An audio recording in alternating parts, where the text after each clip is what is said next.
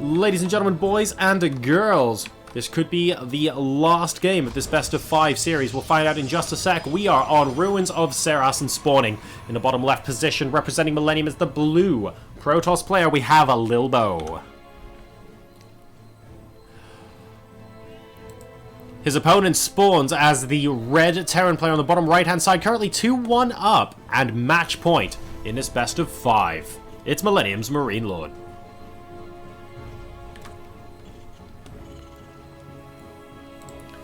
Exciting times here. Of course, one of these guys will be making it to the semi-finals here at the WCS Winter Regionals. Challenger Regionals, technically. So, top positions on the ladder. Invited everyone to a 16-player tournament, double elimination, where 2 players will go through and take up spots in the WCS Circuit Winter Challenger. Winter Championship, even. There are a lot of C abbreviations, basically, in these tournaments. Challenger, Circuit, Championship. But some combination of all 3 is what this is at the moment. Which sounds powerful, yeah. Okay, so Nexus down now for Lilbow. Post Gateway, getting that earlier adept for potential scouting, but does successfully spot his opponent first. So he will be resting ever so slightly more assured. MarineLorD as well will be able to scout his opponent first. Oh, actually misses the expansion, but will be able to spot the main base, so I think he'll come back via there. Instantly rerouting the Reaper. And yeah, this SCV will go via the Nexus as well, so knows that that is there too. And that means this Reaper is going to get to go at it all day long, essentially. He's going to be able to see everything that happens. He'll pick off a worker if he can, but realistically this is just going to be for scouting. Should see the Stargate over here in the north of the base as well. Trying to prevent gas being mined right now. Being as annoying as possible. There's an Adept popping out that should put an end to the Reaper. And he doesn't actually spot the Stargate. So I am going to accuse MarineLorD of being a little bit trigger happy on that gas line and not spotting the tech that's coming out from Lilbow right now. You had one job, Reaper, and you went and did another job. I don't know about that. I mean, it's okay if he does both, but he needed to get that scouting information. So MarineLorD going for a much earlier barracks on this, tech lab, much earlier tech lab on this barracks this time around, and should be going for an earlier stim. He will be able to defend against oracles anyway, because, to be honest, he has probably played with Lilbow long enough to know that it's likely. I'm still a little bit surprised that he didn't scout it, though. That does shock me ever so slightly. But he will have enough at home to defend. Just filling up the barracks in front, and no doubt until he gets some sort of critical mass, he'll be putting some Marines in the mineral lines anyway. Most Terrans do, just in case crazy Protoss shenanigans decide to pop in. In the meantime, we have Lilbow going for his 3rd base. Not wasting any time with that at all. Twilight Council coming down in the natural. Is this the Reaper? Is he going to be coming in for a 2nd round scout? I would highly recommend that for the Terran player right now. He, of course, saw the 3rd go down. He hasn't spotted the Twilight just yet. He basically hasn't spotted any of the tech from Protoss at the moment. And here comes the Oracle, gingerly stepping its way towards those mineral lines. What will Lilbow be able to do here?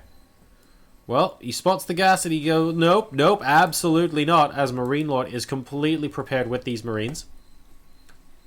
So Lilbow, unfortunately, despite not being scouted with that Stargate,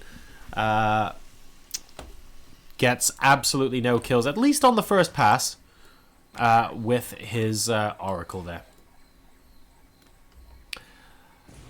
Adept going to try and shade and run from the Reaper. Unfortunately, the Reaper gets taken out by the Oracle, which I quite like that little pincer movement, by the way. The shade threatening to take it out. Oracle moving in from the other side. Reaper threatening to basically evade capture once again, but the Oracle successfully cutting him off at the pass. And now MarineLorD is moving out. He thinks that there's only one Oracle out on the field. Oh, there are definitely 2, though, and that second one has been seen. Oh, pardon me, sorry. That Oracle... Whoa! Well, there needs to be 2 now. I was thinking about number of Reapers just for a second there, but the Oracle definitely goes down. And that was a little bit sloppy from Lilbow, actually, because these Marines are not upgraded, and there is plenty of potential for, really, the Oracle to pick off 4 or 5 of them in a big, big fight. And he might require that right now. Pylon overcharge going down at the third base. He's trying to take out the second pylon. Should be able to successfully do that. He's trying to bait the army into attacking. And now that he has a good amount of surface area on the third, he will do that as well. Stimming in to try and kill off as many of these units as he possibly can. MarineLorD with a huge amount of DPS in this army. 2 Stalkers going down. Adepts going down as well. I think the Protoss should just about win this. Another stim in. He's killed an awful lot of Stalkers, I have to say. But MarineLorD's army does get picked off. We take a look at resources lost. Lilbow technically has lost a little bit more as things currently stand. And MarineLorD, well, he started his +1 attack now as well. He does successfully have stim and combat shield with these pushes, so that just makes them a lot more powerful than when we saw those unupgraded Marines a little while ago. And hey, just to make sure we don't make a liar out of myself, there is the second Oracle coming out from Lilbow. So is this going to be... are we going to see Bly Oracles come out here? Where Oracles can't seem to kill any workers, but we're just going to keep building them anyway, and like the 4th or 5th Oracle ends up doing damage. That could definitely happen. We will see what goes on here. There's a missile turret in the mineral line, so I'm not very sure, but there's plenty of distraction by means of an army in the front door. So be able to pick off, for example, the SCVs that are on gas there. And probably these couple over here. Just the 1 Stalker checking for a third right now is Lilbow. He should be able to see some units moving down the ramp very shortly. Instantly blinking back out. And now we're looking for the Oracle. He spots the missile turret. Needs to be careful. Oops. That's okay. He's still able to preserve that. I'd like to see him find this location so he can kill off a couple of workers there. And that's exactly what he's going to do. Cool. Flying over, checks the production structure, sees the missile turret, is actually using it for scouting at the moment. Is he going to come back and try and use this for Marines? Looks like he is. Lilbow just wants to crush the army right now. He figures this is going to be more important than a couple of worker kills back home. Supplies currently neck and neck. 130 versus 130. 55 versus 53 in the worker supply too. So both players relatively even in this game. Lilbow flying around with this Oracle, doing his best to find out where the army is. He certainly found out at that point because MarineLorD managed to take 3/4 of that Oracle's health plus shields away. Little bit frustrating for our Protoss player, but okay at the mo. No devastating damage done. And we really need this third base from MarineLorD. It's floating over now. If we take a look at the income for both players at the moment, Lilbow has just been mining comfortably more for some time. Now that this base is landed, that's going to change at least for a while.